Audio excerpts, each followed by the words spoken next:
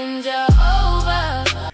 Sometimes when I be watching these African videos or having conversations with Africans on TikTok or even in real life, they think that they are smarter than a black American. They think they can psychoanalyze a black American. And the worst of it all, they think they can teach a black American about racism, about the white man, and things like that. And when I hear stuff like this, I just look at them and say, you dumb niggas. That's what I say. But anyway, before I continue, please hit that subscribe button for your boy. Please hit that subscribe button for your boy. And if you can join my membership, please do that. And if you can't, just subscribe to my channel. That would be even better. But anyway, what prompted me to make this video, it was an African talking about how when black Americans go on these live panels and stuff like that, we just want to trauma dump or emotional dump on Africans all the time. And before I continue by what I want to say, let me play this video right quick. Here we go. Alright, so today I'm going to talk about trauma dumping. What is trauma dumping? And also emotional bullying. That's what people that call themselves FBA. I mean, if you remember, just not that long ago, they claimed that they are fighting against, quote-unquote, white supremacy, against white people because, you know, they claim that they are oppressed. So they started that narrative. And, you know, you have some Africans who start pretending that they are, quote-unquote, Pan-African.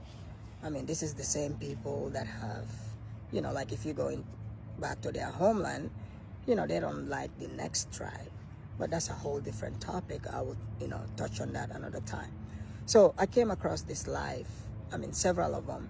So the people that say, you know, they are FBA, aka ghetto black people, because at first they sent, you know, the beta males to come and pave the way.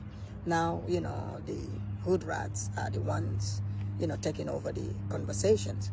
So they would come up and say they want to talk to African. So what most Africans don't understand, you think you're having genuine conversation with these people. No, they're going to keep muting you because what they are doing is they're emotionally bullying you. These people are bullies. They see themselves as victims in one aspect. You know, everything that they complain about is what they do to other people. Remember that. So now white people have ignored them. You are the new white person. So like they would bring like an African person on their panel. They won't let you speak. Like if you start speaking truth, they would mute you. And if you're quiet, they just start trauma dumping on you. They start talking about slavery. They start trying to guilt you into believing that if it wasn't for them, you will not be here in the United States. Apparently, they invented everything, even air. I mean, if you let them say it, you know, they invented everything.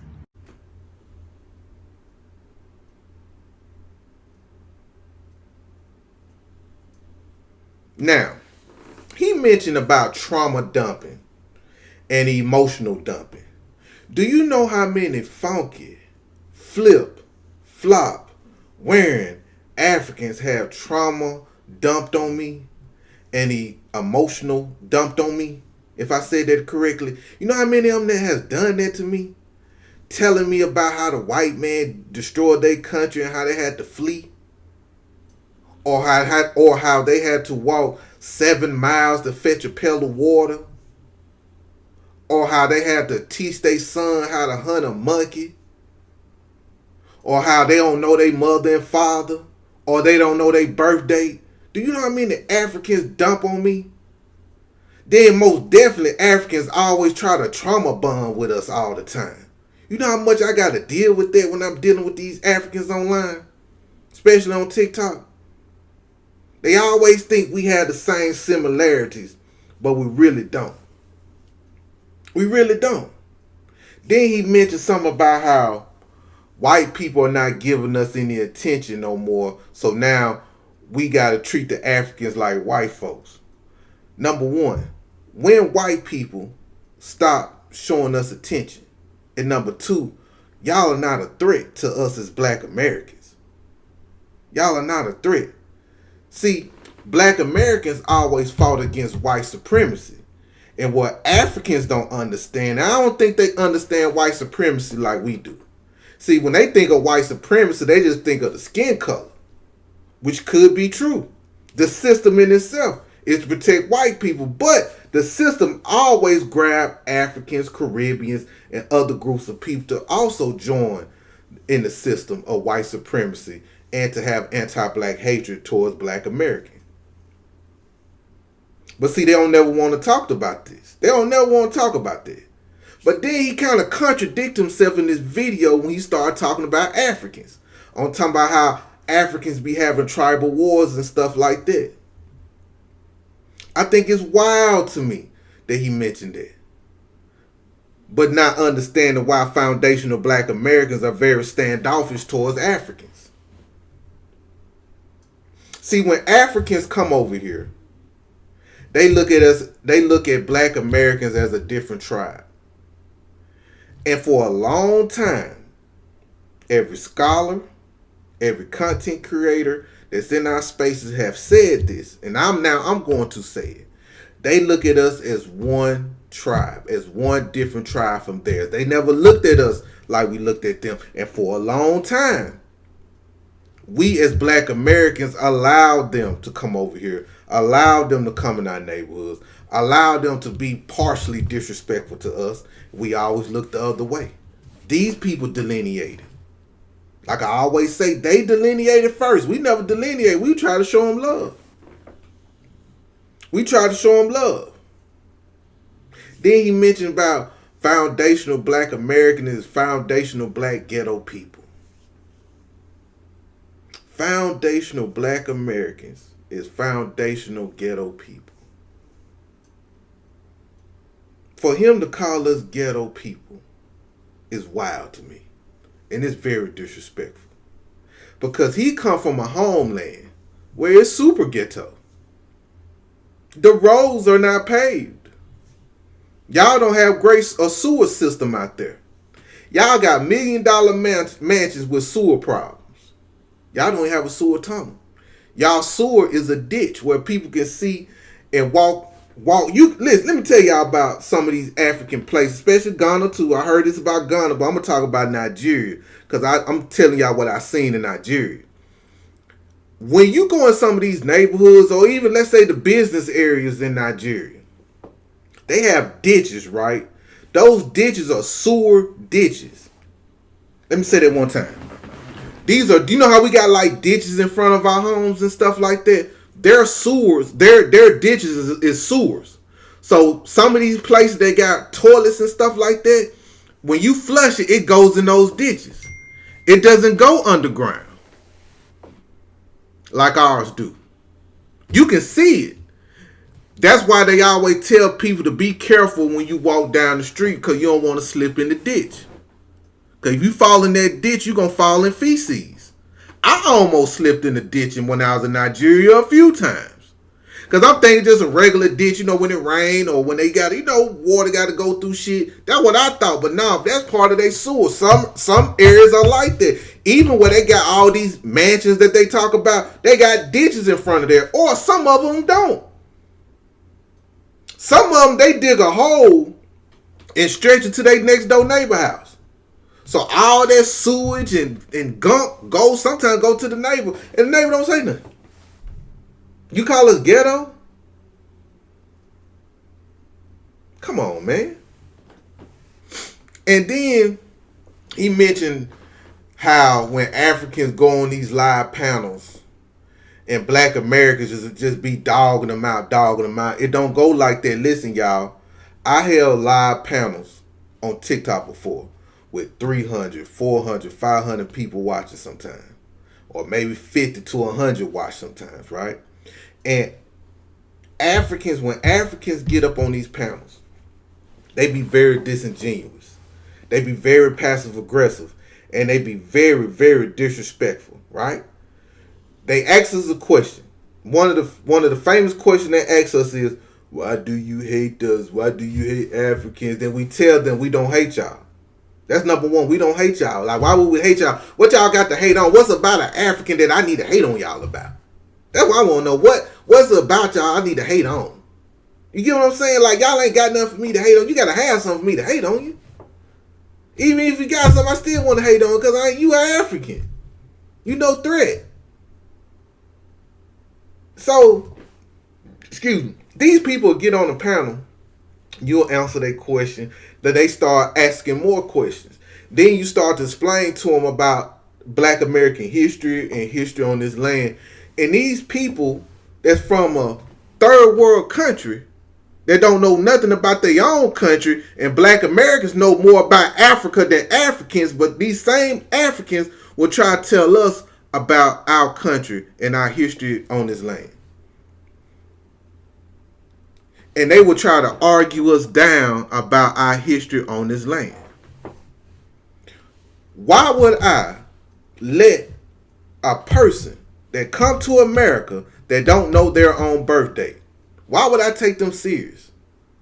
Think about that, y'all. Why would I take a person serious that don't have a clue of when their birthday is? When is their birthday? And you think I'm finna allow an African to get on, or Caribbean or Mexican or anybody to get on a panel and teach me and tell me the correct things that's been going on in America with Black Americans? These Africans will get on these panels and tell us that we are Africans. And we tell them that we are not you funky Africans. Oh, I'm sorry. I shouldn't have said that. Lord. Sometimes I get a little passionate when I talk about this, y'all. So my bad for my language.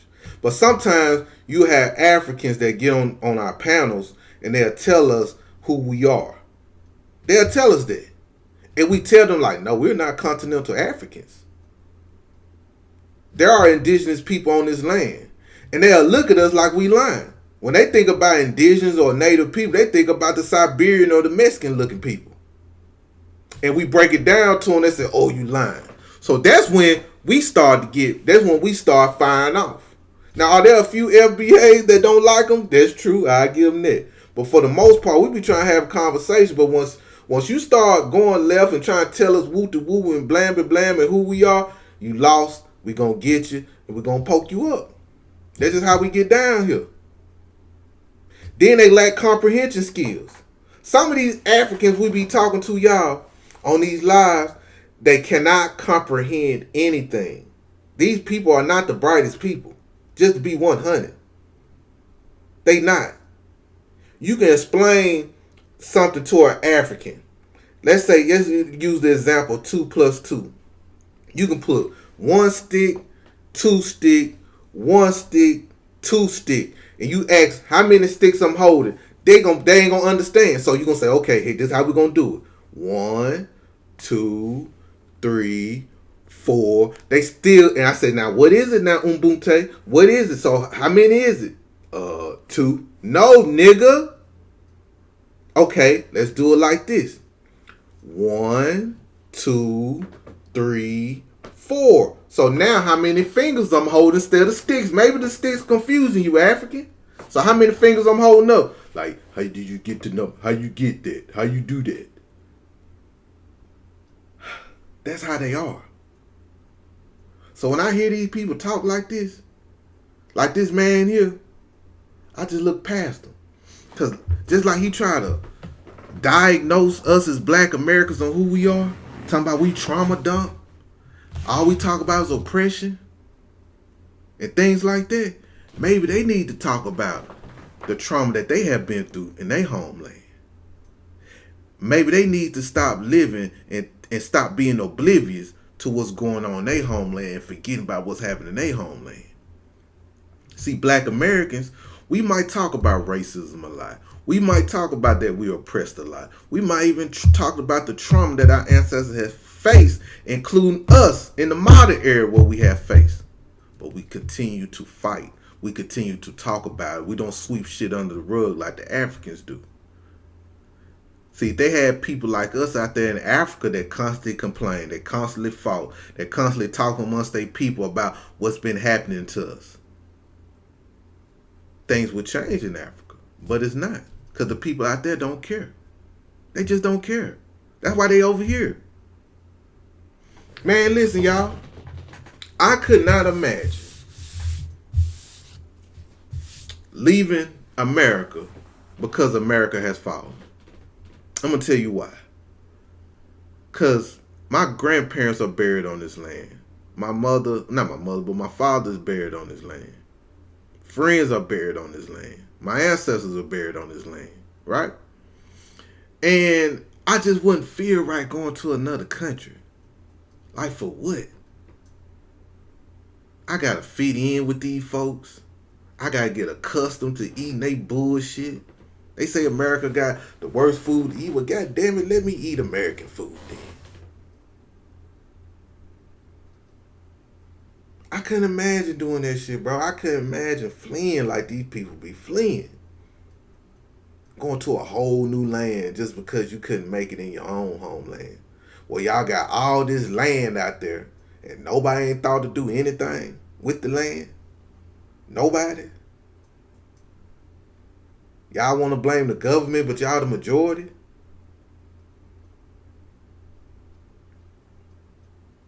And these people come over here and they see luxury. They see nice roads. They see nice neighborhoods. They see good jobs here. They see great amenities here that they don't have back home. And I think sometimes, man, they get beside themselves, man, and forget where they really came from. See, if I was to go out there, I would never forget where I came from. I ain't gonna lie to you. I'm like, damn, bro, I ain't by no hospital. I ain't by none of that.